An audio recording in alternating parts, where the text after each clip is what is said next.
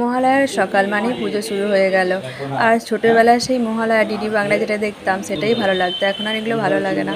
বাড়িতে এসেছে গেস্ট, মানে আমার পিসি শ্বশুর। এটা হচ্ছে ওইখানেই বেলুন দাদু, বেলুন দিয়ে যায়, ডেকোরেশনের কাজ করে, তো তাই বাড়িতে বেলুন থাকে, তাই বেলুন দাদু। শাশুড়িমা বসে আছে আর শ্বশুরমশাই এখানে হাঁটাহাঁটি একটু প্র্যাকটিস করছে। আর টিভিতে মহালয়া চলছে। তো এই মহালয়াগুলো ওরা বেকার লাগে, অতটা ইন্টারেস্ট লাগে না, সিরিয়ালের মতো সব। আর আমার হচ্ছে এখন রান্নাঘরে যুদ্ধ চলছে।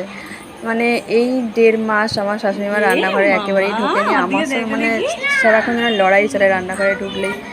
তো একদিকে ওইখানে সংসারের কাজ, রান্নাঘর সব মিলিয়ে আমি মানে হাঁফিয়ে উঠি। নিজের জন্য এতটুকু সময় পাই না যে তোমাদের ভিডিও দেবো সময় মতো। আর এটা হলো সেই ত্রিশূল যেটা গতকাল রাত্রে বানানো হয়েছিল ঈশানীর জন্য।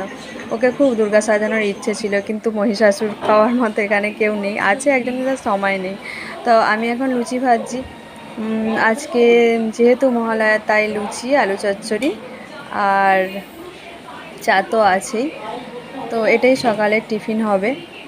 তোমাদের দাদা ভাইয়ের জন্য রান্না হয়ে গেছে আর এটা খেয়ে যাবে।